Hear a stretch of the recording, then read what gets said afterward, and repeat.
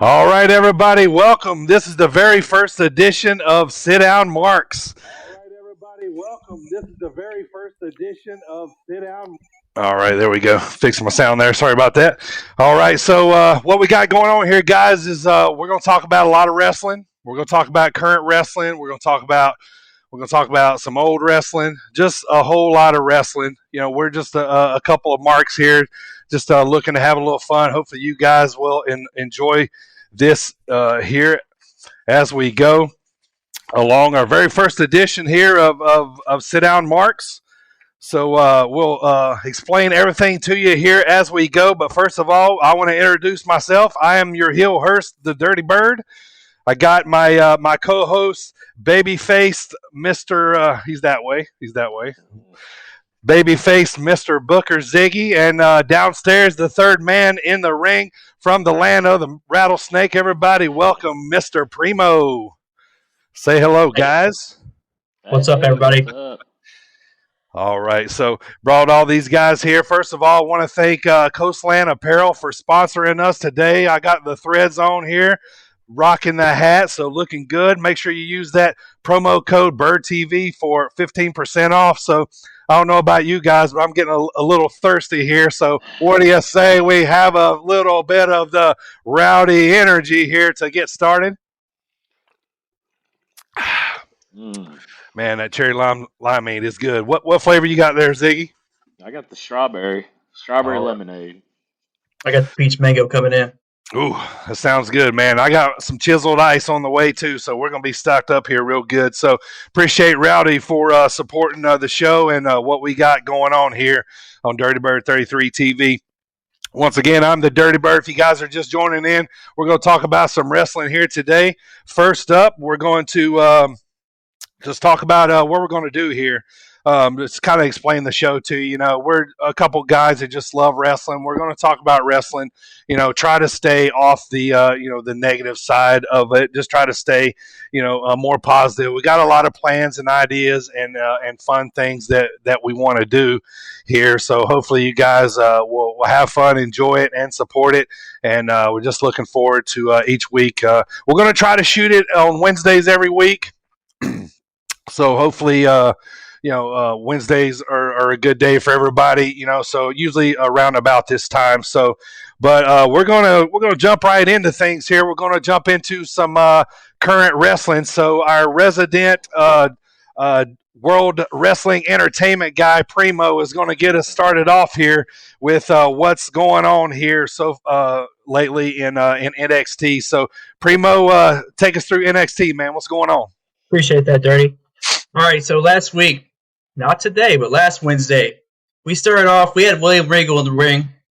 He announced next TakeOver is going to be a 2-night event. It's going to be NXT TakeOver Stand and Deliver. Part of that moving to Peacock right there on that second day. Yep. Then he had a second announcement there. They announced the new Women's Tag Team NXT Champions with Dakota Kai and Raquel Gonzalez. Later on, Ember Moon and Shotzi Blackheart came out and said,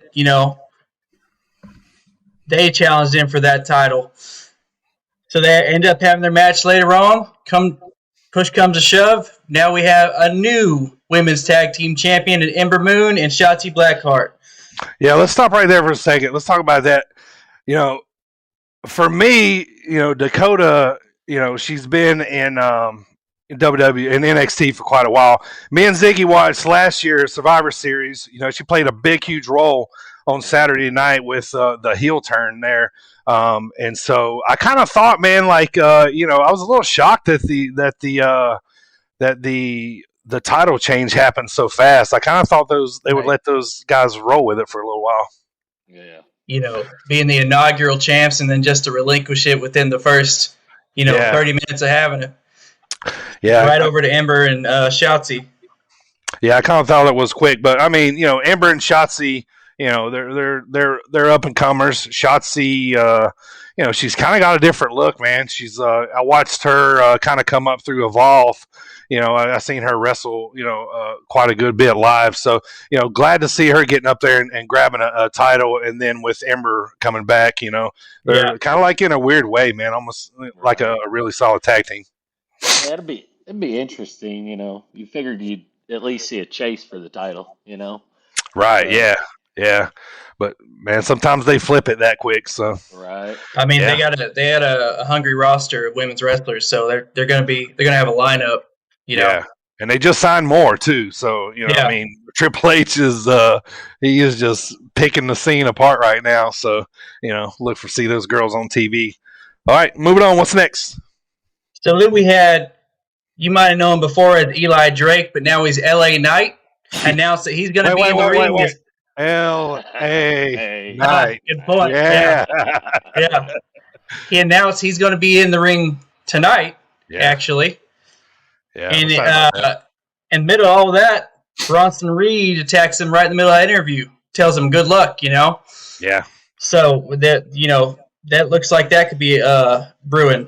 Yeah, that'd be a good feud to start there with those two, I think. Eli, LA, it's going to take me a minute because that's so close, right? Yeah. Man, that dude, I mean, he looks the part. I think, he was in NWA for a while. I know he held tag team championship with James Storm. He might have had another championship in there, but man, he looks the part. Dude can talk. With some of the best of them. So I'm totally looking forward to that, man. He's going to be good. Yeah. And on back to back, right after that, we got another guy announcing his comeback to this week, Jordan Devlin. His rightful claim to the Cruiserweight Championship. He came back. He said he's going to show Santos Escobar who the real champ is. Yeah, that'll be a good Cruiserweight battle there. I think Jordan. Didn't he have the belt before, and he got hurt? I think, and then that's when they kind of had the tournament and Escobar. The travel restrictions too. Yeah. Yep. COVID. Yep. Kind of. Yeah. That's still. So that's finally lifted for him, so he can do his thing and get back. And now they're gonna come to blows with that. Another highlight, at least for me, and I'll tell you why. Was the tag team match between Grizzled Young Veterans and Legado del Fantasma. Soon to be. I love that guy. I love hearing him talk. In the middle of that match, you get some astronauts coming out, right? You're thinking, oh, Breezango. Mm-hmm. So or Space Monkey. Or Space Monkey. Yeah. It could have been Space Monkey. It turns out it's MSK. Which that I marked out for that. I didn't tell you guys this, but Wes Lee and myself served together. So I know him. Right. Yeah. So I was pretty excited to see that. Well, to add to that too, man, me and Ziggy, our main promotion up here in Chicago that we go to is AAW and MSK.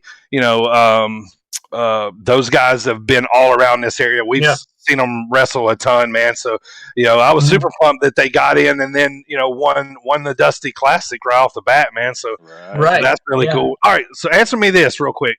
What does MSK mean? What does it stand for? I can't. I honestly don't know either. I haven't Googled it because I'm trying to find out the real way.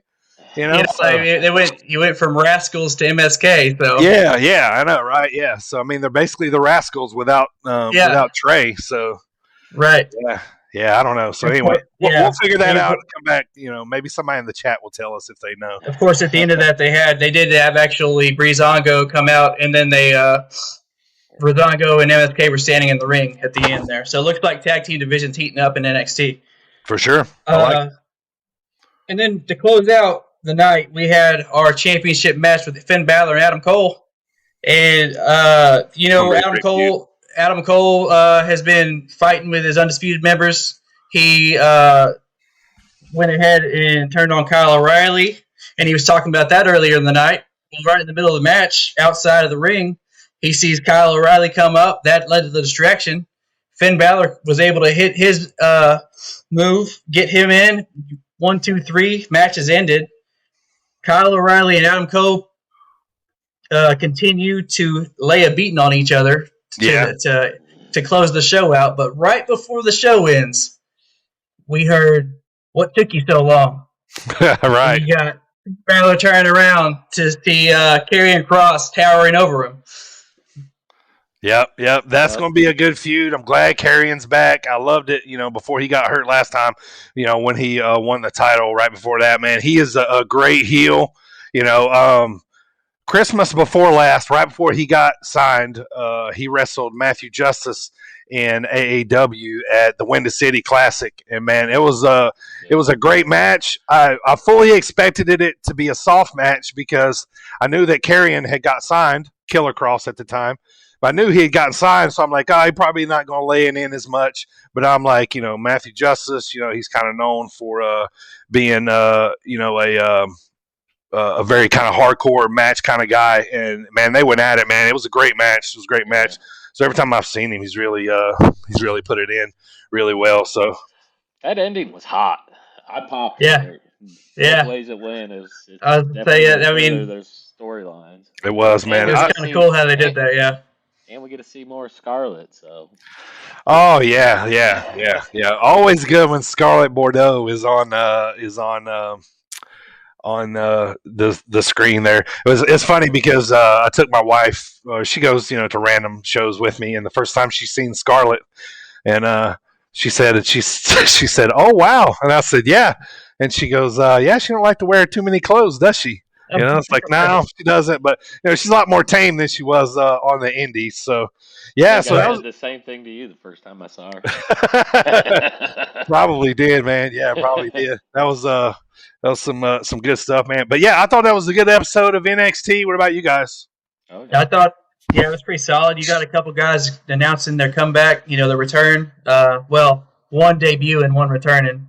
And you got some good feuds that have some fuel added to them. Yep. So it was a solid NXT, especially heading towards those takeovers they got coming up. Yeah, some good storytelling there going forward for sure. So moving on, we had a SmackDown on Friday night. We opened up. We had Edge in the ring talking about on this day. I mean, that entrance is probably one of my favorite theme songs. How hard did we pop last year, Ziggy, when Edge came out for the Rumble? Woo! Right back here, we went nuts, man. It was great. I had a buddy text me, and he said, "Are you watching the Rumble?" And I was like, at the time, I was at work or something. I couldn't watch it like live, and so I ended up watching it afterwards. I avoided spoilers. When I saw it, it blew my mind. Yeah, that was cool. Out. Yeah. Sure I flipped that chair behind you. Top of the night for sure. And I lost the so Edge is back, man. He's really prominent in a lot of different shows right now. They're there for a while. They were kind of using him across all the brands while he kind of decided who he was going to take on at Mania. So honestly, like, I'm all for Edge coming back. It's time to cut the hair, though. I think it's time to shave it. Yeah, I think it's time. I think it looks good. Yeah. Well, I mean, the hair is synonymous with Edge, and it's kind of his thing. So he probably would look a little different. So, he's not balding like Shawn Michaels. Yeah. I mean, it's still he's still growing. So, but yeah. So, all right. So Edge comes out on SmackDown. Yeah. So he's basically kind of what you just mentioned. He's talking about DB, Daniel Bryan, and Roman Reigns, how their match came about. How he didn't really appreciate how Daniel Bryan kind of inserted himself into this because he believes, he already has that matchup with Roman Reigns at WrestleMania on lock. And basically, at the end of that conversation with Daniel Bryan, he told him that you're pretty good and I like you, but you're not as good as me. Talking about Edge. Yeah. Right. Which, I mean, I can't disagree there. So, I mean, I like Daniel Bryan, but I've always been an Edge head. So, yeah. Just a couple notes about SmackDown. There weren't a whole lot of highlights, but They did further the Seth Rollins and Cesaro build up that they have going on. Cesaro was in the match with Murphy, and Seth Rollins just went to town on him at the end of that match. Hit him with a few curb stomps.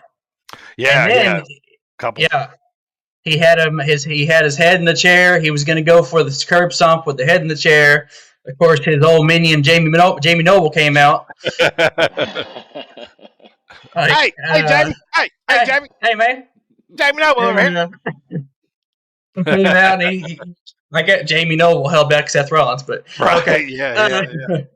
But yeah, they got a big story brewing there, and it's interesting what they're going to come up with later on as far as that goes. Yep. With Seth, when he brought back Burn It Down, I thought he was going to kind of let go of the Messiah thing, but he seems he's still got it going a little bit. Now he's kind of meshing it all together. Yeah, kind of evolving his character a little bit with a little bit of everything. So yeah.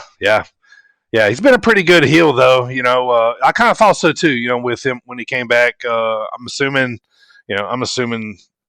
he's back. He was gone with the baby. Him with the baby. Yep. Yeah. And then so I kind of thought so too, especially with Burn It Down coming back. I thought the same thing. I'm like, oh well, maybe he's just going back to heel Seth, not Messiah. Yeah, I was gonna say he's coming back after a baby. Everybody's like, oh, he had a baby. He's a dad now. He came back with his other music that everybody pops for. Yep. And so it's like, okay, so where's he going with this? And then he comes back. He's still wearing the same stupid jacket and stupid glove. And I mean, I like Seth Rollins, but I just the Messiah thing is interesting. Hey, I mean, it's a good heel. It's a good heel gimmick for sure. Sure. Yeah. I kind of thought this was a little bit of a tread and water episode. It kind of seemed like they were putting their whole eggs in the basket of Roman and and DB. So I'm interested to see how Ziggy's going to book Fastlane here with DB and Roman. Don't give us any clues. Don't let us in. So we'll see how we're going to book that one. So we did have a return though on SmackDown that we can't forget about, which was Big E coming back, and he came out and he said exactly. He wanted to face Apollo right away because of the attack Apollo had on him, which rightfully so. Instead, Sami Zayn comes out running his mouth. I'll run that back real quick. Baron Corbin comes out talking about accepting that challenge, and then before he could say anything, Sami Zayn comes out and accepts it, gets his butt beat, and then Apollo Crews ends up coming out and doing 2 angle slams on Big E. So that's moving forward. They're gonna end up facing off. That'll be I mean, I like that feud as long as it's a feud that builds up Big E. You know what I mean? Keeps Intercontinental. I think if they're going to start with the build now, I'm from the old school where the Intercontinental Champion was kind of being groomed. So every time somebody's Intercontinental Champion, I think, okay, is this guy, being groomed to be the next world champion? With Sami Zayn when he won, I didn't think that way. I'm like, nah, this is probably just a heel champ here. Not saying he's not a good Intercontinental champ. He is. I just didn't see him moving forward, on up the line, but with Big E, I do. I think within probably a year or more, I think that'll be a good feud with him and Roman if they get there. Let's say mix up rosters or something there. Yeah. So, but I like that Big E so far though. I like that push. Oh yeah. Yep. I agree with that. Absolutely. Then we'd had the closeout of SmackDown. It's their they had the contract signing with DB and Roman Reigns. I like the head of the table thing. I like Roman Reigns being a douche. Way So, better right. heel. He's a way better heel. Yeah, yeah. Yeah. I mean, when he was getting Of booed course for he being is. when he was a baby face getting booed, Yeah. might as well get booed and be a heel. I mean, anyhow, he ends up selling. He says he's not going to sign it, and then Daniel Bryan goes on his thing. Gets on the mic, basically calls him coward, all that, and gets Roman mad enough to where he signs it. They start flipping tables and stuff. As any contract signing goes, Yeah, the table's there to be flipped. It's not there to sign nothing. Yeah. Right? Which, what I thought was funny about that was Jay Uso flipped the table. Yeah. Come on, Oos. Come on, Oos. Then Jay says, "Well, I think we should have a special enforcer." And then to close out the show, we got Edge coming out saying, "You know what? I'm going to make my return to SmackDown in-ring competition this coming Friday to face off with Jey Uso to determine who's that special enforcer." So that's exciting to see. He's going to be on SmackDown in action for the first time in a long time. Sure. Yeah. And I think that's obviously the right move, Right. to move between WrestleMania and Fastlane. Yeah, definitely. And of course, they all ended up brawling, and then even Daniel Bryan even got a few licks in with that running knee to Edge at the end, and that was the end of SmackDown.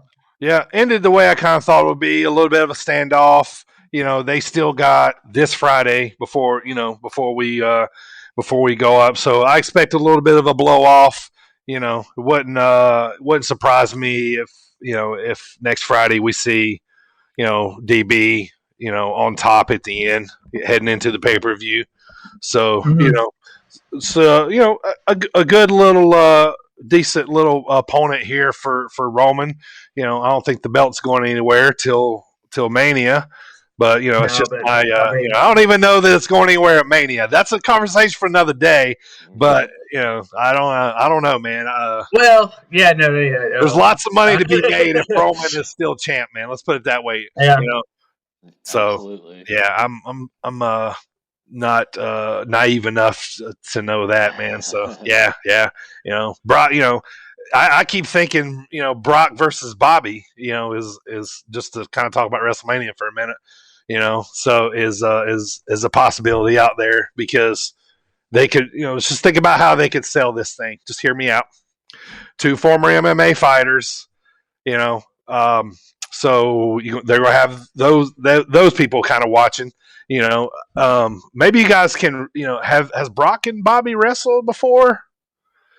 I feel like they've always kind of been apart from each other. Nothing really jumps out at me. I don't even know if they've even touched. No, not that I can remember. Now I think they kept them separate on purpose, actually, back then. Yeah. So Bobby, Bobby's, the Hurt Business. They're kind of running things a little bit right now as far as titles go. So, I don't know. Brock would be a big one under the belt for Bobby. So it's just kind of, what I'm thinking there. So anyway, cheers to Rowdy, you guys. Cheers to the Hurt Business. Man, how much do you like the cane on MVP? Does that not fit him to a T? I was thinking about that. Man, I love it. On Monday, I was like, he needs to come up with. I mean, the cane itself is a gimmick, but he should come up with something to where like that cane does something to where he can interfere with a match. Like it's known for like his cane does like I don't even know, but he hits somebody with it or whatever. But kind of like the shillelagh from Emily, just crack over somebody. You know what I mean? Like almost kind of like a what was the trombone's name in the New Day? What was Lord, I don't know. Whatever. Yeah, it's kind of like that. They could use it if they needed to. Like so some yeah, old school, Mr. Fuji and Dr. Style right there. yeah. All right, Primo, let's get started on Raw here, man. What happened on Monday? All right, so we opened up. We got Drew McIntyre announcing he's challenging Bobby Lashley at WrestleMania.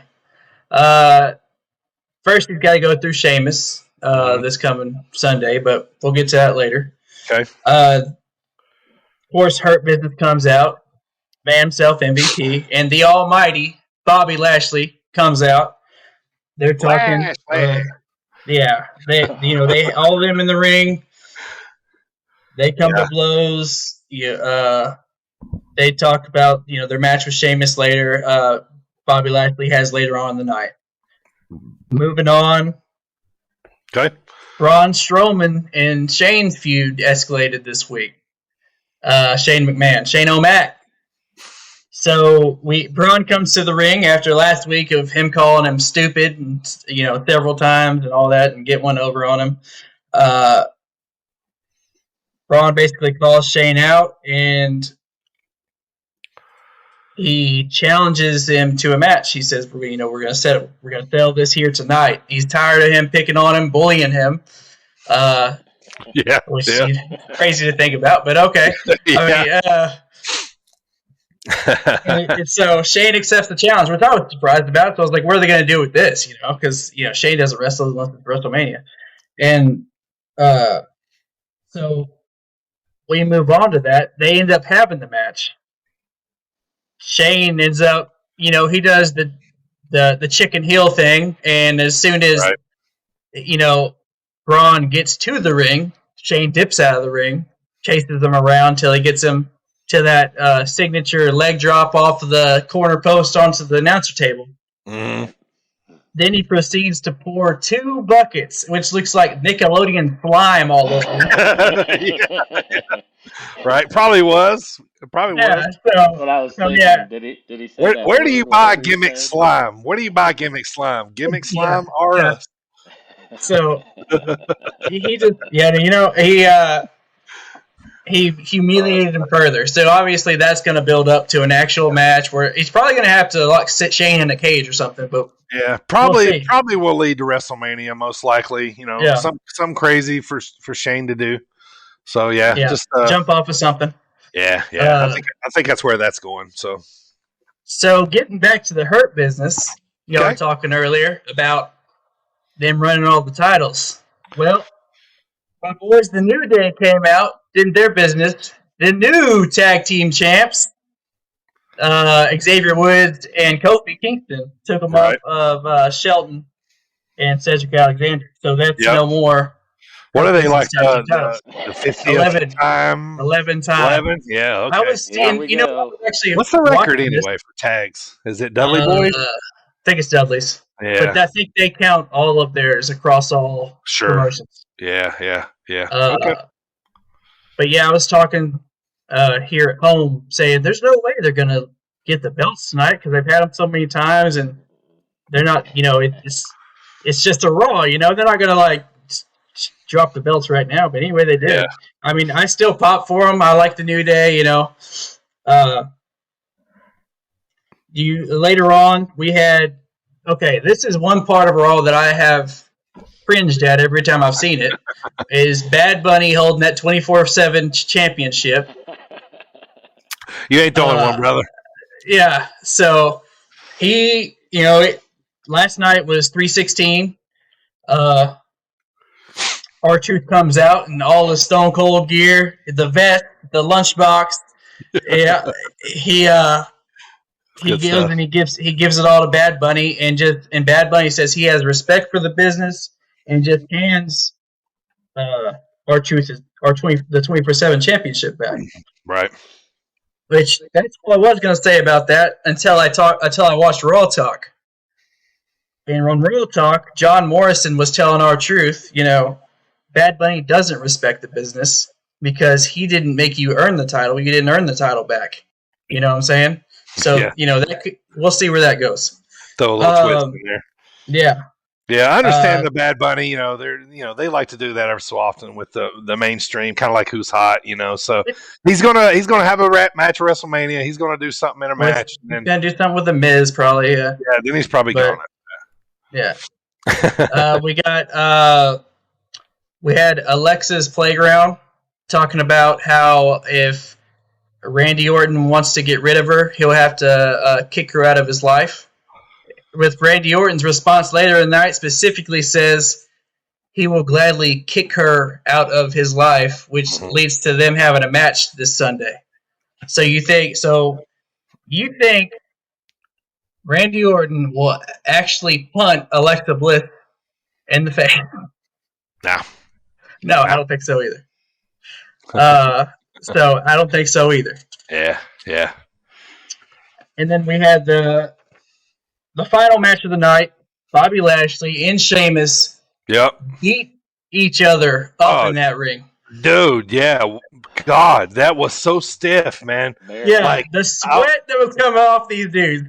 Yeah. I actually watched it late last night, man. And I probably would have texted you guys had it not been so late in the night that said, did you guys see this match? Because, I mean, no shocker with Sheamus, he has stiff matches and he's known for being that way. But, I mean, that was a slobber knocker, really. For sure. I don't know whichever way to describe it, but man, they were going at it, man, laying in on each other, and it's good to see that every now and again. Personally, they really were. Yeah, I liked it. I mean, you could tell they were having a good match. They were enjoying it, and they were just beating the snot out of each other.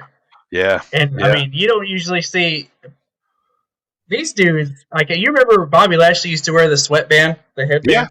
Yeah, it's like a white one or a black one. Should have worn it on Monday. So much sweat dripping, Yeah. When it gets to that point too, it starts being a little harder to hang on. Yeah, on exactly. Stuff, so, yeah. After that, the way that ended, Bobby Lashley put the Hurt Lock on Sheamus because Drew was ringside, so he was sending a message to Drew by putting that Hurt Lock on Sheamus, and then Drew was able to close out the show, landing that Claymore. Yeah. I love the Claymore, man. Like I agree. He's really perfected that thing, man. Like, he really knows how to like kind of sell that, man. It's a really good finisher, man. I like it a lot, and I mean, I don't care. I love it when he slaps his leg when he does it. It makes it for me. He's like, it's like bam, like right when he, so it kind of just fits, and for me, it's it's just part of it. So, but yeah, so that'll wrap up WWE for the week tonight. NXT's shortly, AEW shortly. So, Ziggy, man, let's hop on AEW here, man. Tell us what happened last Wednesday before we get into tonight after the pay-per-view debacle. Yeah, it was hot dynamite last week, at least in my opinion. I thought so too. I liked it. Coming off the pay-per-view, especially with the ending, which we'll get to. Mm-hmm. Show open first match was Phoenix with Pac versus Matt. Yeah, not Nick. Yeah. Good back and forth match. I mean, I love Phoenix, from back in the day at seeing him. Yeah, we've seen that guy wrestle a ton, man, especially live. First time I saw him was Lucha Underground. Oh, yeah? I've been hooked ever since, yeah. Yeah, he's great, man. Me and Ziggy kind of watched him grow up through the ranks. I even remember one of the first shows where he was supposed to be on. He was having trouble with his passport, I think, getting over here. So like in the real early years. But yeah, man, we've probably watched him wrestle. Probably 3 years before he hit TV. Oh, yeah. Probably Ziggy. Oh, yeah. Probably. Yeah, he's solid, man. He's great. Easily. He's so good. He was AEW champ for a little while. Actually, I was there tonight when he won it in LaSalle. Who did he beat for that? He beat whoever took it from Sammy right after Sammy took it. I think Brody King. Okay.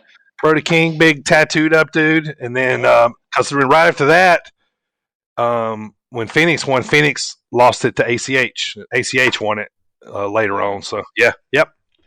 This match is just kind of setting up, the for a tag team title match, which is gonna be fire. That's yeah, heck of a match. Spot Monkey City, boy, great. Yeah. I've watched the heck out of that. Lots of flippies. Yeah. Yeah. Make Cornette proud. For sure. So typical match. Pac and Matt, knock each other out and all that stuff, and Phoenix picks up the pinfall. Um, Set that up for the tag title match. Moving on, next segment, we had Moxley and Kingston. Now I know Mhm. Dirty's marking out for that combo right there. I know but I like it. I like it. They explain that just ridiculous dud at the pay per Yeah. view with the They're explosion match. they're utilizing Eddie and Kenny right now and Don Callis with the whole, so even though we know it was a super botch, whatever, Right. it cracked me up when he was like, you covered up your buddy and there was 4 sparklers going off, in the corner. So I was laughing about that, man. That was great, but Yeah. they're playing around it really well, man, with Don Callis kind of, attempting to make it look like, they really were just trying to make Eddie and Moxley look like an idiot. You know what I mean? Yeah. So, Right. so like it was all planned. So, but anyway, Right. yeah, that was. But I think they're doing well.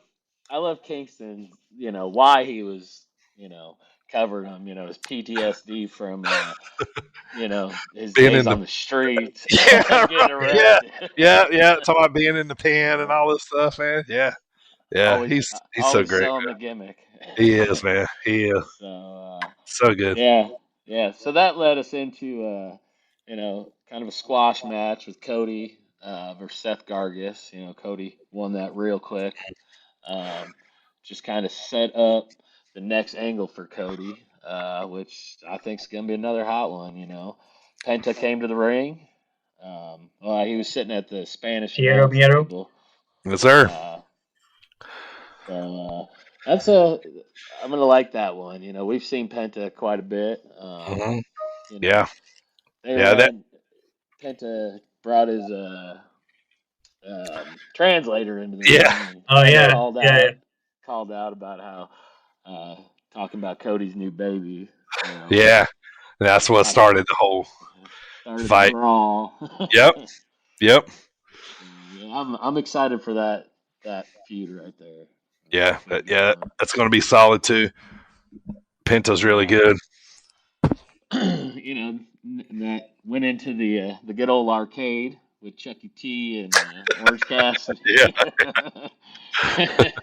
These guys are just so out there. I mean, I just love it, especially with So you didn't even put and yours in the machine. right.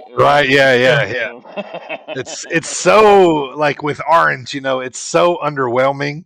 Like that's what makes it so great. Like Right. I mean, the dude can wrestle. We've seen that plenty. But his gimmick is just Yeah. great, man. Right. Yeah. I know, and I don't know about you guys. Every time he does that and then jumps through the ropes, I'm like, Yeah, I'm like, oh my god, because he I'm can't like, get his yeah, hands I'm off. like, it's break his neck. He can't get his hands out. Yeah, He's got it down though. So he does. watch Man. out. He does. Watch out, Miro and Kip. So Yep. Then we went into Sting coming out. The icon. I'm a big Sting mark here. You'll find that out once we Yeah, get to man. another segment. Love some Sting, man. God, that dude had it all, man. Look, then, moves, talk. right, and then kind of pairing him with Darby, I think's a really cool move there. I really like Darby. Yeah, Big it's Darby fan. a parody, kind of, he's almost kind of like a mini Sting. Darby, another one of those guys, we saw wrestle for a little while, before he got signed by AEW. Kind of like one of the first guys I kind of remember getting signed. Him and Janela, which I haven't seen Dark lately. Is Joey been on any of those? I haven't seen him. I don't know if he got hurt. Yeah. Okay. But I'm just a big fan of Darby. Was that BLP we saw him at? Yeah, it was Black Label Pro. Yep. Out in shout out to Crown Point, Indiana. I love that town, man. My wife does too. It's a good little town. Good little place to go hang out for the day and watch some wrestling. Right. So, in that segment, Lance Archer came out and interrupted Sting. Sting just kind of walked off on it. I kind of like that feud. Yeah, he had the snake with him too. Bye, Stinger. Bye, Whatever he said. Yeah, bye, Stinger. Whatever he said right there. Right. That went into a little backstage moment with QT about his actions towards, Yep. Dustin and just kind of saying emotions got the best of him, which, you'll see that segue into later in the show. The next match was, our boy Ethan Page Love this was signing, man. Ziggy can tell you, man. I'm a big Ethan Page guy. I love that guy, man. I think he's a great wrestler. He's a natural heel. I hope he is nothing but a heel. I liked him in Impact. Pretty good tag team there. With Josh Alexander, and they had a nice little run there. But Ethan, he's been grinding it out, man. He even had his own promotion up in Canada for a little while. So I was like super excited to see that he got brought over. So I'm hoping big things for him. So it looks like they're starting out. Let him get some wins. Let him kind of show kind of how much of a jerk he is and can be. So that's only gonna make it better. Dude is money on the mic, man. Like he's money like in a different way than Eddie. Eddie can tell a story, and you'll sit there and just listen, and he can totally sell you on everything. Ethan, he's like the best heel of like pushing storylines and insulting the crap out of you in the same time, but like in an intelligent kind of way. Like you'll see it, man. Like he's so good. He's so good. He's good. Like that's such a big pickup. Page versus MJF feud someday. I didn't think about that. Yeah, who's the heel and face in that one? So right. I don't know. I kind of don't even think it really matters anymore. Right. You like who you like. Right. All right. Page ended up winning with a pin there off Johnson, who after the match, Page just got all heel and beat him up. Marshall got kind of segued into what happened earlier. QT didn't even come out to help, and Dustin made the save, and Marshall just walked out like. So we got a little feud going there off to the side. Pushing. Yep. Little mid card action. Sure. Right. The next segment.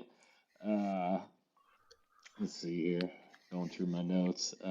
Tony came out to talk with Mr. Christian Cage, the big debut on the pay-per-view. All right, let's pause right there for a second. Yeah, I was gonna say.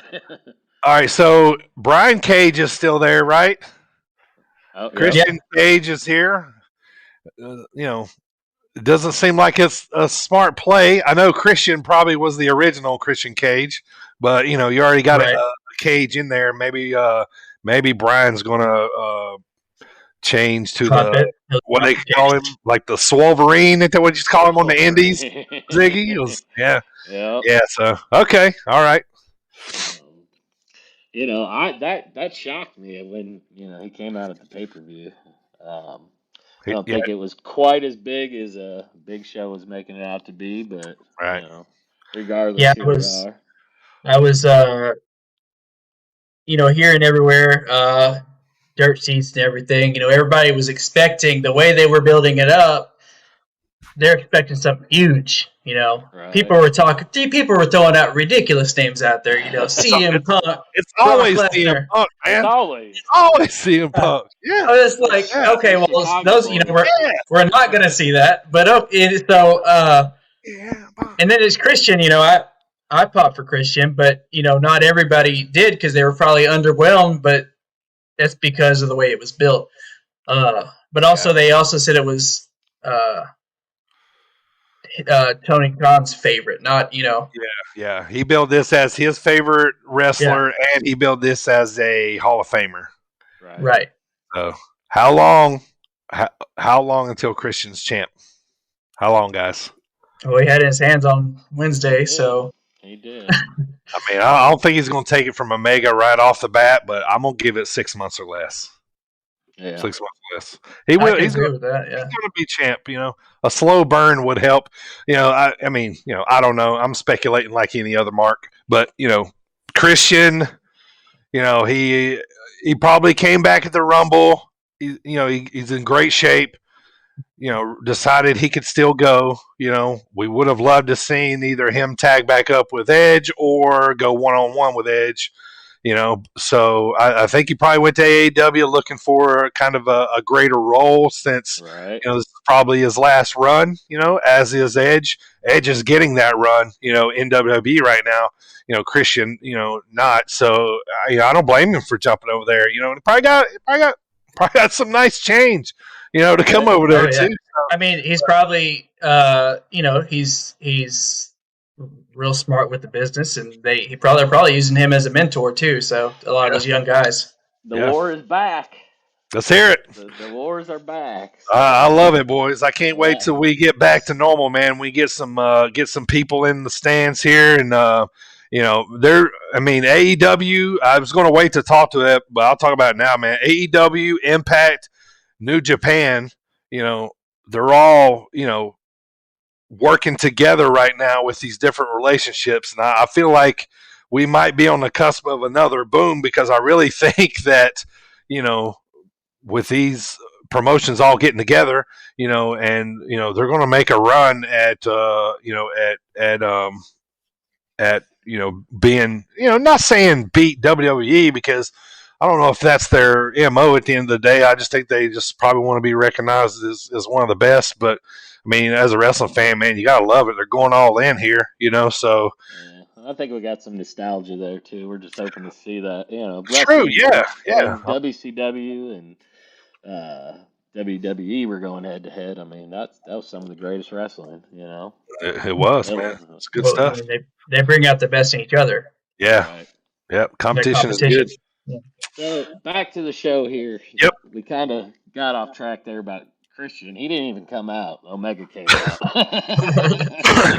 He came out with Don Callis and the Good Brothers. You gotta love the Good Brothers. I love that pairing. Right there. I'm not that well versed in what's going on in TNT, so the Callis thing, I get it. But they came out and talked about the sparklers and how they, which we talked about earlier, the dud and the ring and whatnot, and how they did it on purpose, just to, classic heel, deny Make the him look like a fans fool. and all that stuff, and make them look like a fool. So Eddie was an Impact. They kind of berated Eddie and was talking about how why he had to fire Eddie and all that stuff. Yeah, I remember when he was there. I remember he was there. He was with James Storm, and there was one other guy. They come in with some suits. They had these white masks on, kind of like you always see those guys breakdancing in them and stuff. The white mask. I can't remember. Shaq had them on a couple years ago to like the All-Star game or something. Okay. But yeah, so anyway, they were like part of a group there. I can't remember the name of it, but yeah, it was a pretty short stint for Eddie and Impact. Yeah, so they just kind of berated Eddie and stuff there, and finally Eddie just flattened Omega and the Good Brothers, and Moxley came out, and it was just a big old brawl. So yep. Which then led to Christian finally coming out. Just kind of laying out Omega. Or Omega actually reached out for a handshake for him. Sportsmanship. Yeah, sportsmanship. Yeah, they had a little stare down, a little prelude to the future. Yeah. So Christian or Omega went to punch him. Christian ducked it and kind of laid out Omega. Callis rescued him, leaving the title in the ring for the classic Christian looking at it. Yep. 6 months, that's your call? Yeah, I know, right? We'll see. We'll see. Yep. 6 months or less. Right. So that led us into the next match. We had the three-way with the the ladies. Britt Baker, gosh, I'm going to pronounce this wrong, but Ito and Nyla Rose with Yeah. Vicky Guerrero, who still just drives me crazy up till this Yep. point, but she's Yep. good at what she does. Yep. She's a good manager at this point. So with Rao and Thunder Rosa and Cheetah, it was just kind of a brawl there. It was kind of funny pointing out Ito continued singing while the brawl was going on. I don't know if you guys saw that, like nothing was going on. That's great. Yeah.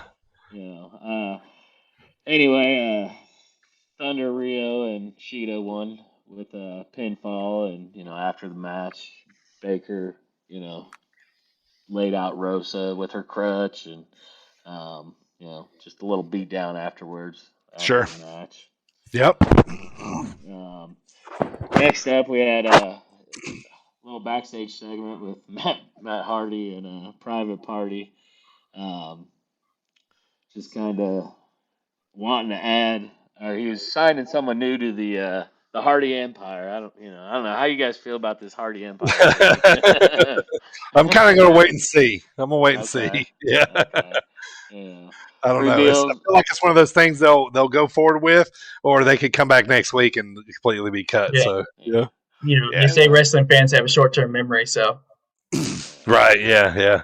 I like anything Hardy does though. He just he's always all in on it. So. Yeah, he is, man. For the Hardys.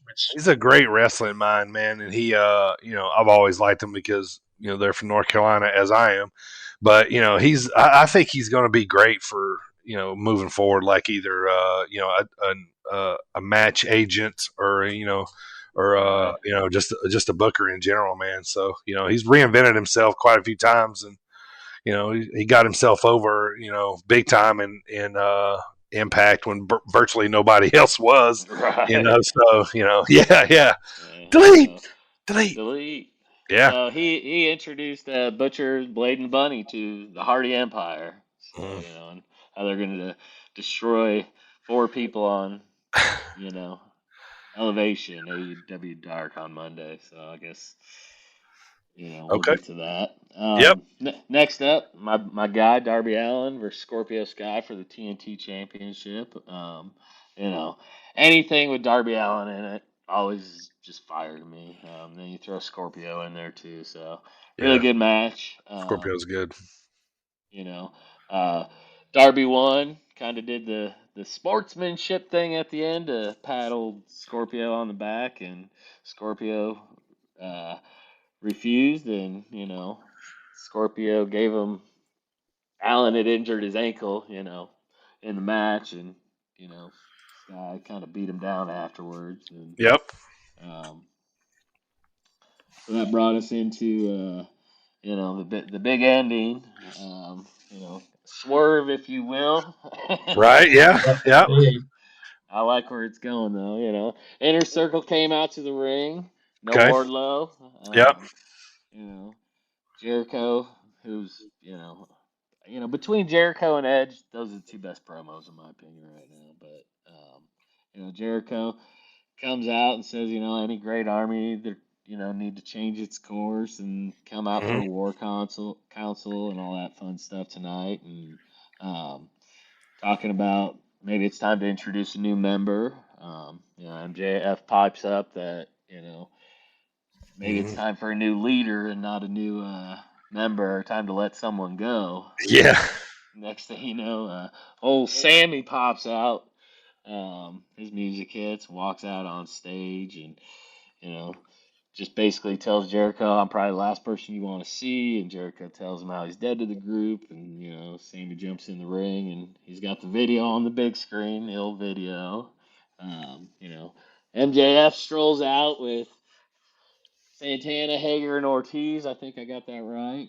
Yeah. Jericho, it's time for a new leadership and change, and they all seem cool with it. And MJF and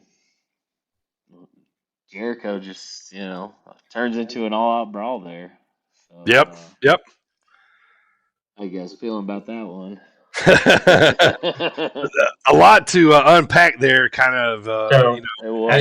Yeah, There's a at lot the going end there. on. Yeah, you don't He know which. said, It's almost like they left it open to go a bunch of different ways. But I mean, he said I wouldn't. Go ahead. No, go ahead. I was finished. I always say he said I wasn't trying to take your inner circle because I Right. was making my own. Yeah. Making my own. Yeah. Some good little dime pieces dropped in there. So Mm-hmm. yeah, we'll see how that gets moving. So there's Well, all your show closed. So that's all your recaps there for all the all the current wrestling. So there's kind of a lot going on right now, and it can go a lot of different ways. So we'll see how tonight and everything else shakes out here soon. So next segment here, let's hop into Primo's wrestling brain. And what I'm going to do here each week, just to put in a nutshell for you. Like I said, what I'm going to do here next week, put it in a nutshell for you. We don't know a lot about Primo's wrestling background, and so that's kind of like a little dynamic of why we have him here on the show, so we can quiz him and he can quiz us. But each week I'm gonna have a little segment where I come in and I'm gonna drop a question on Primo here, and just talk about his early wrestling fandom. So Primo, if you're ready, I'm about to fire away on you, brother. I got one hard question for you. All right, man. Your question of the week is, make sure. It's a hard one. Yeah, it must be. It must be. All right, Primo. Name your first live wrestling memory. Where were you? Who did you see? What promotion? If you can tell me what town, what arena, just a brief little synopsis, man. Your first live experience. Go. I had it all queued up in the old Primo brain right here. So first live experience was we had an indie show where I'm from, actually where I was born, Temple, Texas. So we had indie promotion, NWA 360. That night specifically, they used to do a monthly show. And it was at a gym called the Field House. They had every month they'd set up this ring, do the show, and they'd come back the following month. Anyhow, that night we had Charlie Haas versus Big Brent McKenzie. And this was what year was this? this was 9 years ago. I was gonna say at least no more than 15, probably. Yeah. Your first wrestling memory was Charlie Haas. Okay. Well, that was my first live memory because I didn't go to any live events until I was an adult. So okay. So he was the main event at this place. He was the main event. He was the draw because it's Charlie Haas. Everybody knows who the Charlie Haas is, and one half of came the in greatest tag team. Yeah, exactly. He came in, wrestled Brent McKenzie, and then that's just an hour-long little live thing to do. NWA 360. I don't even know if that promotion's around anymore back there in Temple, Texas. That was my first live ever event, and that was, like I said, I didn't go to any live events until I was an adult. But man, it was awesome. What's even cooler is after I don't know, a few months of them doing that, they just allowed them to leave the ring up. And so if you went to that gym, then you could fool around in the ring. You was in there Irish whipping dudes, weren't you? Yeah, man, I was in there doing running the rope, everything. Oh, nice. Yeah, he was in there. Yeah. Woo! Exactly. That was a good time, man. Good deal. Thank you, sir, for answering the question of the week. Yes, sir. I just picked Primo's brain. We're going to do that every week with a certain question. So, cheers to Rowdy, guys. Cheers. Rowdy Energy, appreciate you supporting us. I got to ask a quick question on that. We got to show our age here real quick, Dirty. What was your first? My first ever live wrestling memory? Yep. Probably I thought about this too when I asked Primo this. Probably 1985, 86. I was 10, 11 years old. Dad took me to Dad lived in this little town called Spindale, which is kind of close to Shelby, North Carolina. If you're there, you know what it is. You know, it's a little dump. Anyway, they had this little National Guard armory type place, you know, and NWA was touring like crazy back then. So that night I saw Ricky Steamboat wrestle Ric Flair for the first time. And needless did I say, that night would I realize that I would end up seeing those guys wrestle each other 1,000 times or more after that. So yeah, that was the main event. The co-main event was Steamboat won, by the way. Babyface has always won the house shows. Steamboat won. The main event, the co-main event right before that was Dusty Rhodes against Arn Anderson. That was that was in Dusty. Dusty took that, so that was my first. That's a heck of an introduction.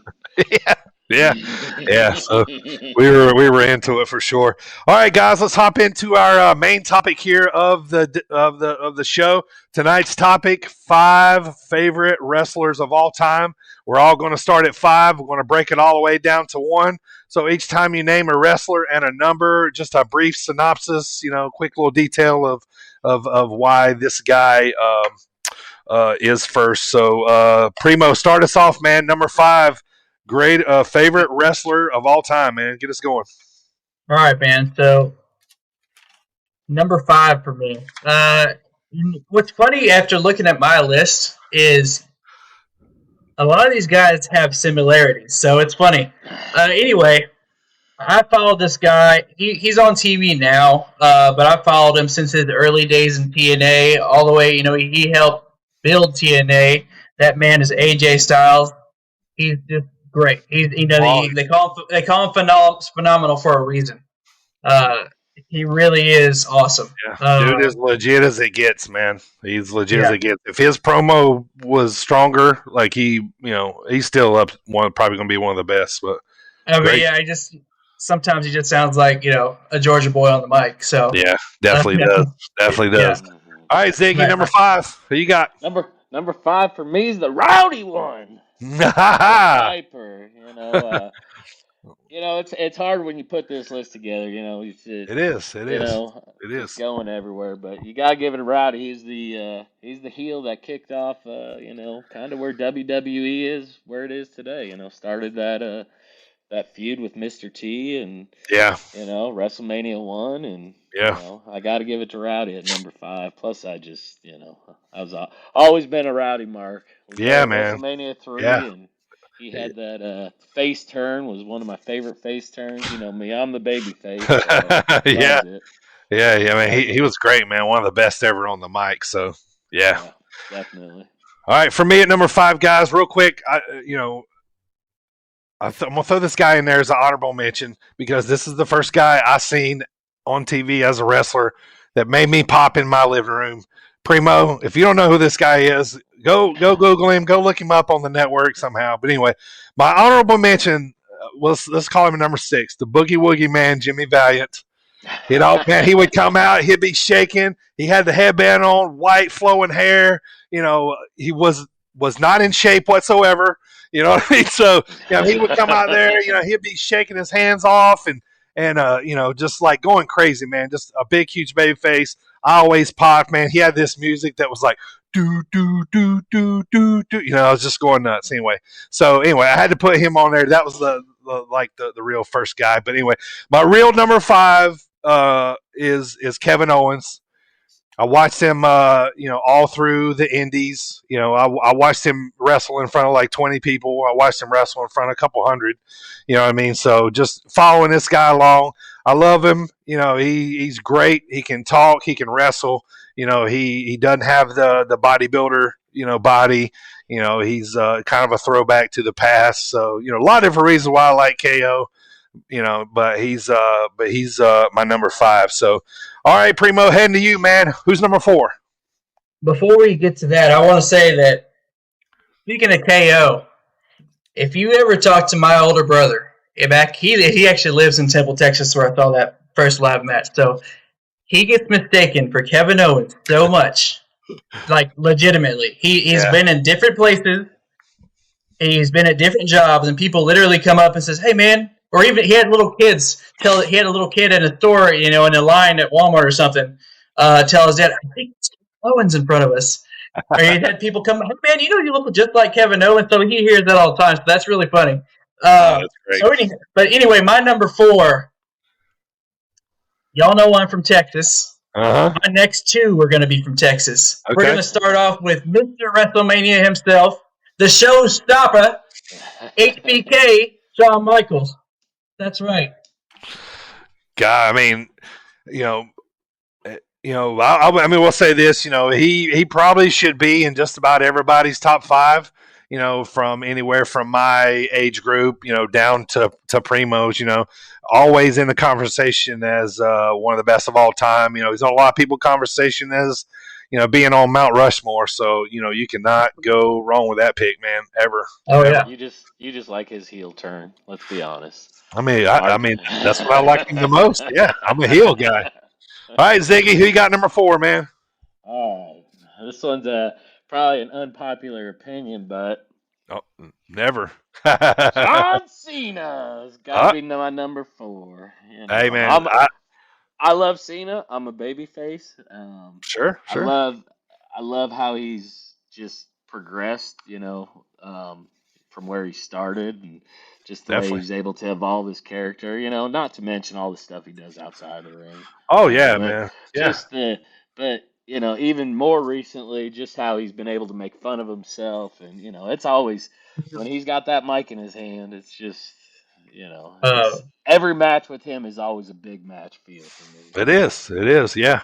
Yeah, I mean, don't call him Big Max John for nothing. That's why you bring him back. I think he's wrestling this year at WrestleMania. I think they're going to weird to have one without him. So. Yeah. So anytime he's available. What was that, Primo? Yeah. No, I was saying that I really liked Cena mid 2000s Cena when he was getting those insane pops anytime he came out. I remember the 2005 Raw draft whenever he came out and the roof came off. Right. I mean, one of my favorite feuds was the one he had with Edge over exchanging the title. That was great, But yeah. Mid 2000s Cena there was really good. I mean, he just I like the heels more, but I've always said that I think Cena is right up there with Hogan as the 2 biggest baby faces of all time. And if I had to pick, honestly, just living the era that I lived in, had I lived, back when Hogan beat the Sheik, you know what I mean? I might have thought different, but I mean, he appeals to everybody. He's great outside the ring. He's the white meat baby face inside the ring. Girls like him, kids like him, old ladies like him, most dudes like him. If you don't, you're a heel guy like me probably, but so I mean Cena, man, he's he's conversation for Mount Rushmore too. So all right, head number 4 for me. Ooh, yeah, the Macho Man, Randy Savage. Oh, there it is. Primo's got the shirt on, man. Yeah, number 4, man. I mean, all you got to say is Macho Man. Everybody in the world knows who Macho Man is, no matter how old you are, young you are. He was, the cream of the crop, promo, Elizabeth, Sherry, Ultimate Maniacs. Like, he's synonymous just in wrestling history, man. And, he's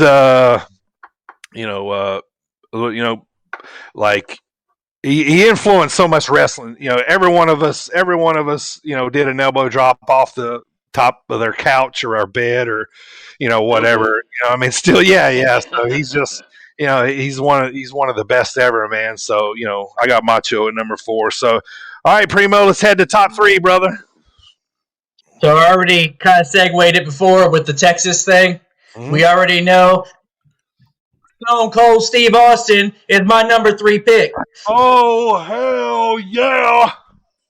Of course. I mean, how could I not love Stone Cold? That's the era when I was introduced into wrestling was the 90s. So for me, it was just, being from Texas, we love everybody from Texas. If you're from Texas, we find out you're a celebrity or wrestler from Texas. For me, HBK, Undertaker, Stone Cold, all Matthew McConaughey. Yeah. Oh yeah. All right. Definitely. But no, Yeah. Stone Cold is the man. Great, Yeah. man. Yeah. I mean, always in everybody's conversation for top guys. So, all right, Ziggy, who you got at 3? I got to go at number 3. I got to go with Stinger. Okay, Got to go with Sting. the icon. The icon. I'm more of a WCW Sting. White hair. Late night. No, more like late 90s WCW. Okay. All right. Like The Crow Sting. Yeah, the bat. The Surfer Sting. I grew up a WWE, WWF guy, but you'd always see Sting in the Pro Wrestling Illustrated magazine. My dad would buy me from 7-Eleven on a Saturday morning, so I always wanted to know more about him. But man, when he came in with that NWO angle, that was a big Sting mark. So yeah, man. The Stinger Splash, the Scorpion Death Lock, the Scorpion Death Drop. You know what I mean? So, I mean, how many times you see him wrestle Steamboat and Flair, Clash of Champions. I feel like every time I watch that pay-per-view, it was Sting, winning a belt or something. So, I mean, awesome pick at number 3. How did you feel about Wolfpack Sting? Red and black. I was kind of WCW. That just the whole NWO and all that stuff. It kind of wore out its welcome at that point. Yeah, by that time it's kind of ran its course. Yeah. I mean, they put everybody and their brother in the NWO, and then when it was supposed to be NWO versus everybody, and then they bring Hall and Nash out, and then they're the Wolfpack, to kind of so that was kind of like the almost kind of the beginning of the end. But I mean, they still had a pretty good run there.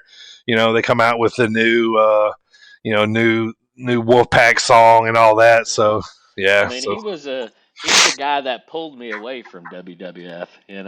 I didn't watch WCW, and when that angle got going, he's the one that's what I was watching on Monday nights. For sure. Sting, another one of those guys, man. Girls like him, dudes, old ladies. You know what I mean? Like every wrestling, he covered them all, man. So.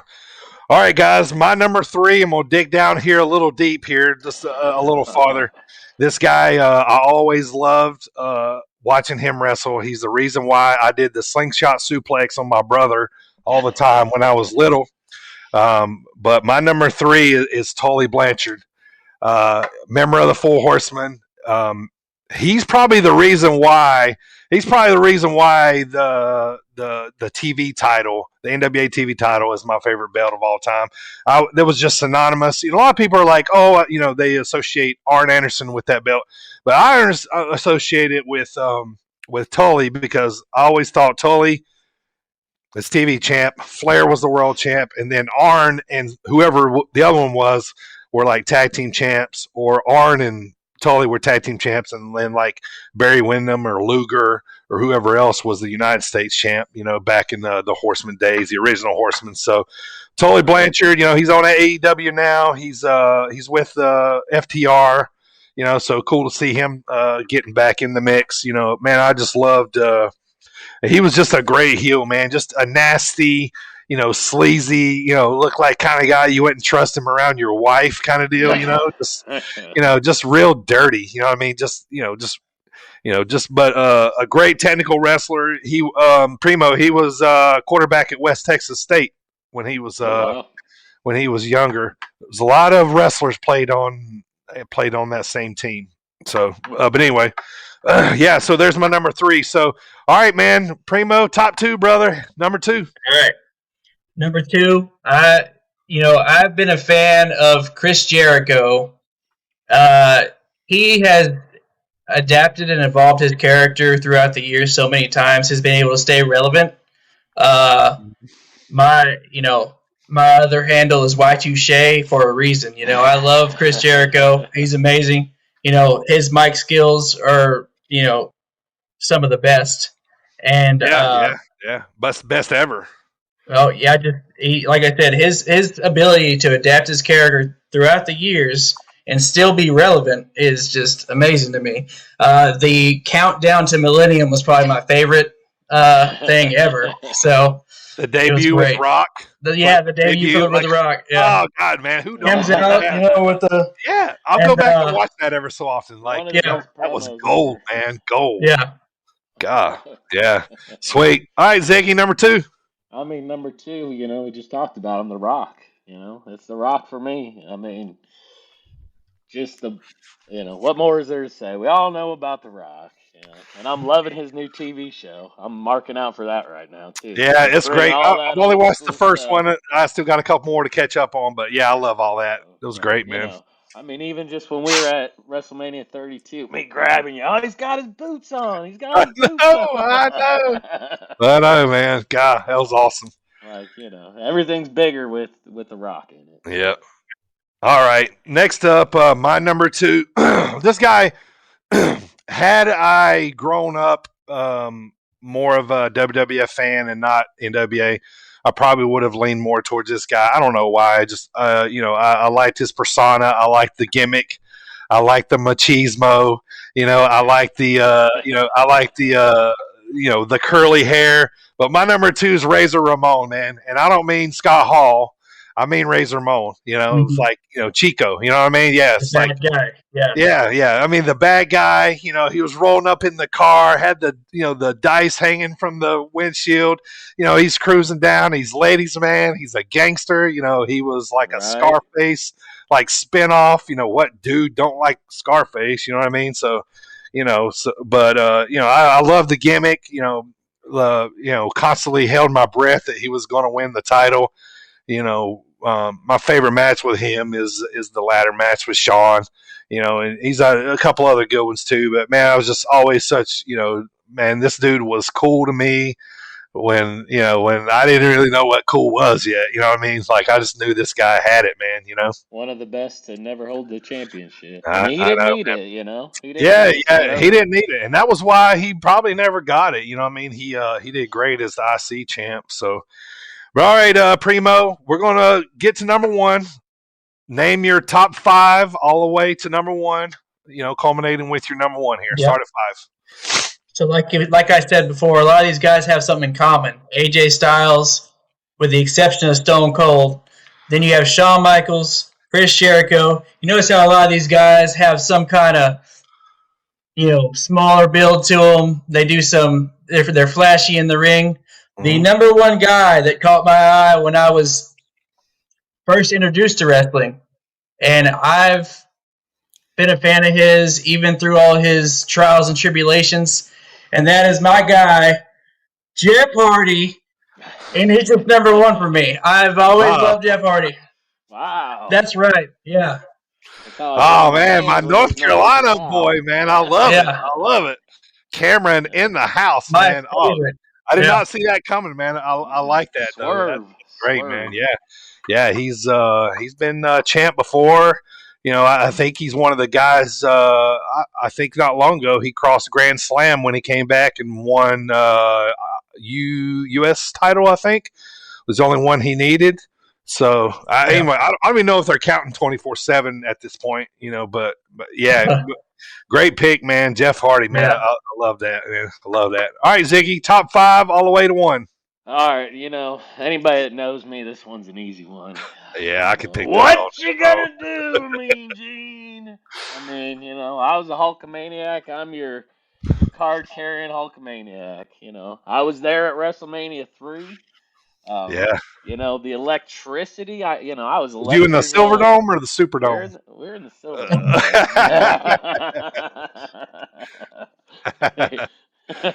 But I mean, it's Hogan down for me. And even through his NWO, everything he's done made me feel the way that character was supposed to make me feel. I hated him when he was Hollywood. I was a Hulkamaniac. So I mean, Hogan mark. When you were as a kid, man, and that music hit, the red, white, and blue, or the red and yellow hit, I mean, it was on, man. And me and Ziggy's old enough to know and remember when wrestlers came out without music. Like I remember when Hogan came out in the beginning without music. Place was going nuts, man. No matter where he was, no music needed. I mean, they knew he was about to come out, and it was pandemonium everywhere, man. So I can remember watching them, 86, 87 in at the Rosemont in Chicago, which is now the Allstate. Place is Yeah, still there, believe it that's or where not. we went to Survivor Series Yeah. last year or year before last. So, all right. So my top five, I'm gonna round it out. Again, KO 5, Macho Man, Tully Blanchard at 3, Razor Ramon at 2. If you know me, there's no shocker of who's going to be my number one. I grew up in the South. The man was the man. The Nature Boy was the only way. If you acted like a wrestler, it was Flair with the wooing, with you know, the styling and profiling, the whole gimmick, the watches, the alligator boots, like everything, man. It was Right. all about Nature Boy Ric Flair, and then it was just crazy as I grew up. I ended up running into him places. My wife is friends with his daughter, and that was a weird twist. So I'll tell that story one day. But yeah, so there's our top five, man. Kind of a little bit across the board there. Good first main topic, man. You guys really elaborated that well. I was really cool. I was surprised, and I knew Roddy would be on Ziggy's top five. I knew Hogan would be number one, but I wasn't sure about anywhere in between. So, and then Primo filling us in there. So Jeff Right. Hardy was his number one favorite, man. I love it. I love it. I love it. All right, so moving on, guys. Right now, we basically talked about everything so far. Right now, pick a champion across any brand. Tell me why first. Why you think this guy is the number one champion in wrestling right now? Ziggy, start us off, buddy. Oh, I gotta go with Roman. I mean, you Okay. know, just what he's bringing right now. It's kind of the one thing that's really got me, what I'm watching Sure. WWE for right Yeah. now. Yeah. I love his heel turn. I think the pairing him with Heyman's great. I think Mhm. we're gonna hit that Brock feud again, and it's just gonna Yeah. be even bigger. So yeah, I'm loving what Roman's doing right now. Yeah. I think you're right. I'm gonna go next, man. My favorite champion right now. I'm gonna go with Omega. Just because Omega being champion, it's almost kind of spearing this um, uh, kind of spearing this New Japan Impact kind of all relationship, because Omega is so prominent in Japan, and so I feel like he's kind of like the main man right now. Still kind of fresh as champ. Had the AEW, I thought the pay per view was good up until what happened at the end. Everybody's only going to remember what happened at the end. But let's just say, had that been a big, huge explosion, like boom, like place is on fire, Eddie Kingston's running out of there with his shirt on fire or something, like Right. something nuts, like everybody's probably talking about AEW because, the pay per view was that good. So, anyway, just for the relationship of New Japan Impact, where I'm going to say Omega right now. So, all right, Primo, who you got, man? I think just because this is his opportunity at another run at this, and because his New Day brethren are on Raw, the fact that Big E has that IC strap right now, he's able. If you watched his 24 special, he talks about how he wasn't able to give that first IC title run like his full effort. He didn't like that first run. Yep. So I'm excited to see that he is doing something as on a solo thing here on SmackDown instead of going stagnant. How sometimes that happens when you're not with your crew. Definitely. I am excited that he's able to do something in that IC, and I'm excited to see what he does with the IC belt. Yeah, me too. And good choice there too, because like we talked about earlier, the IC champ is usually the lead up to, for a later build. So I mean, Big E Roman, man, I'd watch that. That's two solid players there, man. Why not watch that? So. Oh yeah. Yep. All right. Next up, I'm gonna take a minute each week and just kind of talk about a wrestler spotlight. And tonight I'm gonna pick Eddie Kingston. Just because with kind of what's going on right now, my backstory with Eddie though is, obviously been watching the independent scene for years.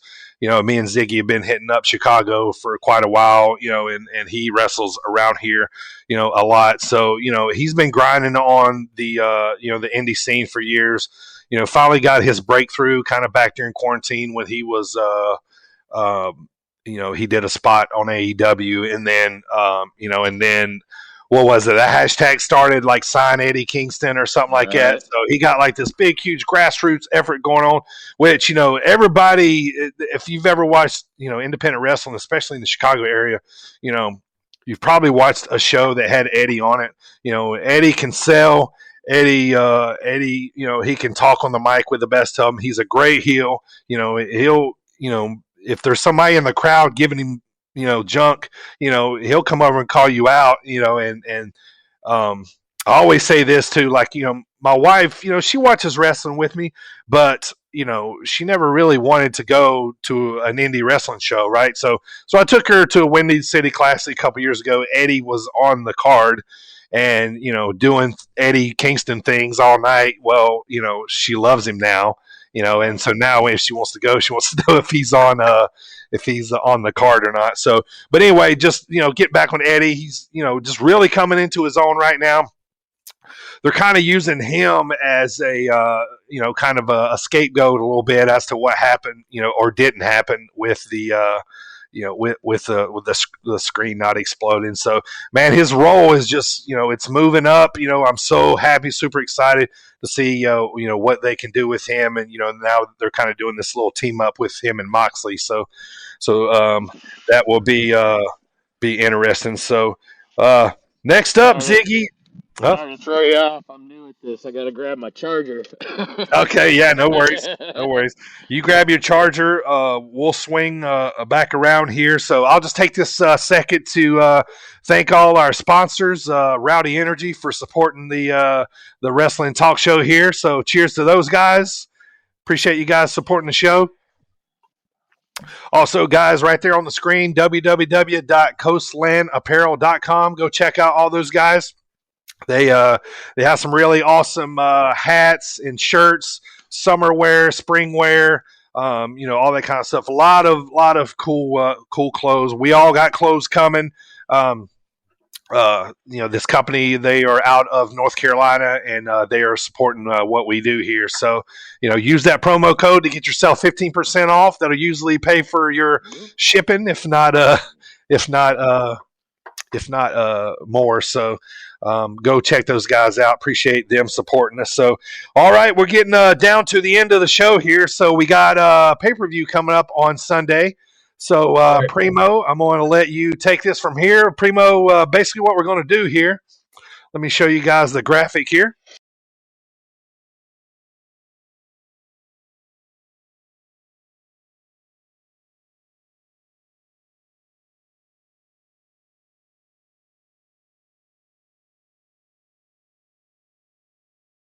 Start off with Braun Strowman versus Shane O'Mac. All right, real quick here. Let me run over this real quick. What we're going to do is each time there's a pay-per-view coming up, Ziggy is really good at booking what happens in wrestling. He might, start pooping the bed from here on out, but we'll see. Yeah. So far, he's been really good. Yeah. He No makes pressure. a lot of really good predictions. So I'm going to put him up against the wire here. So Primo, when we got a pay-per-view coming up, Primo's just going to run down the matches. And Ziggy's going to book how those matches are going to finish. Primo's going to take those down. And then next week, we'll circle back around to that and see how right Ziggy was. So, yeah. All right. So we're going to start here with the first match that we have. So we'll just go with matches that we have so far. So, yeah. All right, Primo. Yeah, I got what I have here. Like I said, fast lane on Sunday, Ziggy. We got first Braun Strowman versus Shane McMahon. What you got? I got Shayna winning this one. Shane O'Mac's going to win this one because this is going to go to WrestleMania. Just kind of what we talked about earlier. It's probably going to end up in a cage match, or Shane's going to be jumping off the pirate ship or doing something crazy. So. Yeah, I agree with that. I have based same assessment there. Shane's winning that to continue that feud. So sure. Right. So next up, I got Randy Orton versus Alexa Bliss. I don't know where this is gonna go. We're really glad that you're our friend. I mean, are we gonna see the return of the Fiend, or just It's about time. I think WrestleMania looming. I think it's just gonna be something goofy where the Fiend pops up. I don't see Alexa and Randy laying hands on each other. I don't see that happen in WWE, but I think it's gonna be a DQ. Yeah. And we just see the return of the Fiend. Just kind of, I think this whole pay-per-view is just going to segue everything into WrestleMania. So Fastlane usually is. All right, next match. Speaking of, we segueing into WrestleMania. We got Drew McIntyre versus Sheamus. I mean, McIntyre easily. Yeah. That's the feud for WrestleMania is McIntyre and Lashley. Yeah. So that was easy. That was too easy. Next up, just think about. We were just talking about him. IC Championship match: Big E versus. I got Big E. I got Big E winning this. I think we're going to see a heel turn on Big E down the road. That's where I see this is going. I think he's going to be an excellent heel. I mean, he's great on the mic. Yeah. I think he may lose the belt at WrestleMania. A mad Big E could be a fun Big E. Yeah. We haven't really seen him mad. So that's where I see that one going. All right. Okay. We got the Women's Tag Championship match. Shayna Baszler, Nia Jax versus Sasha and Belair.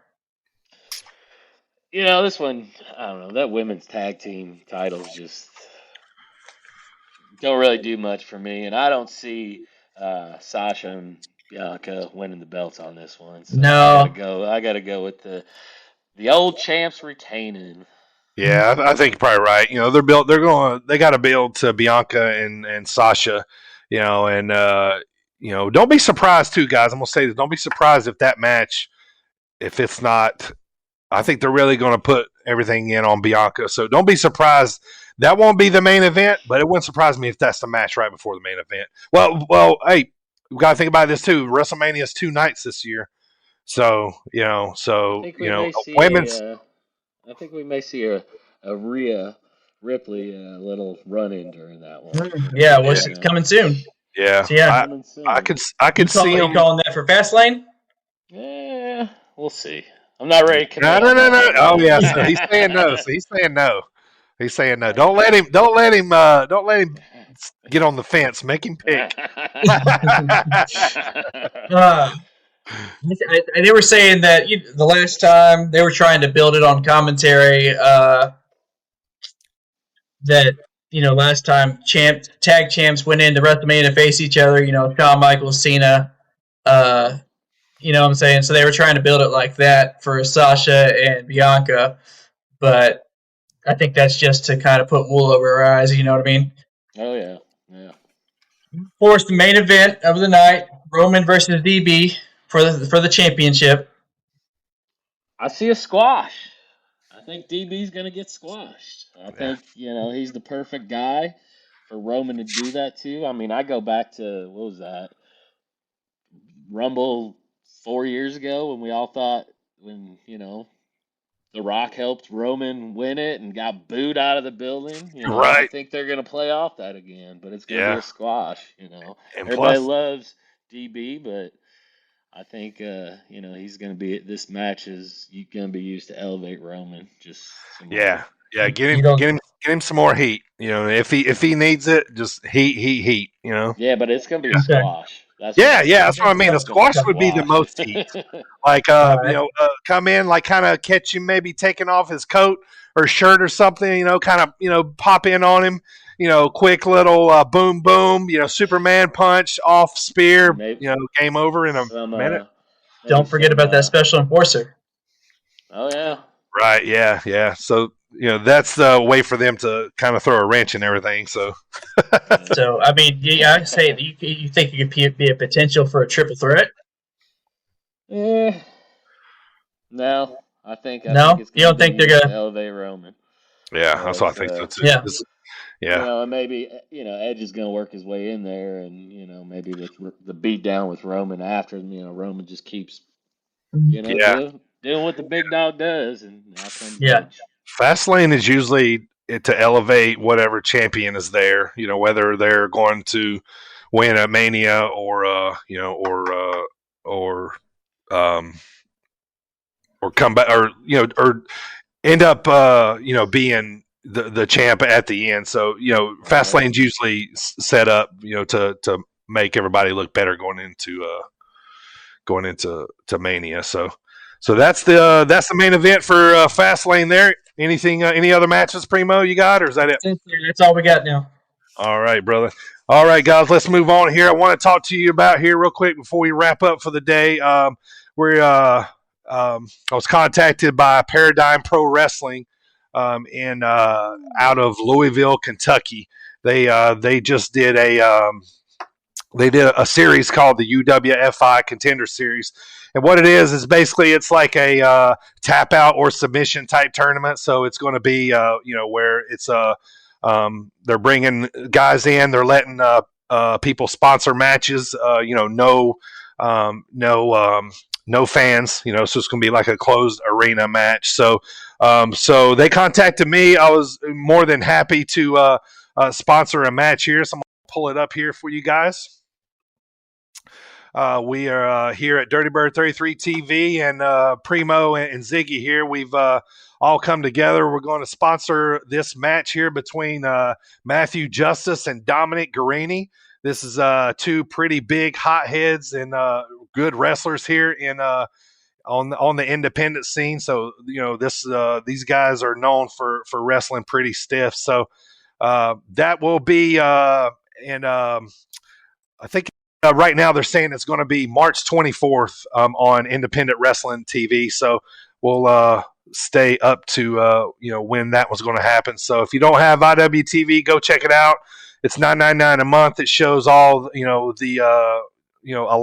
ton of independent wrestling here. So we're going to sponsor that match. So looking forward to that, man. That's going to be real cool here. So appreciate those guys letting me jump on board there with them. So we've come here to the end of the show here for our very first episode. So, kind of just want to talk about here on the way out what we like and don't like about wrestling. So I'm going to go first. So we're going to call this segment Thumbs Up, Thumbs Down.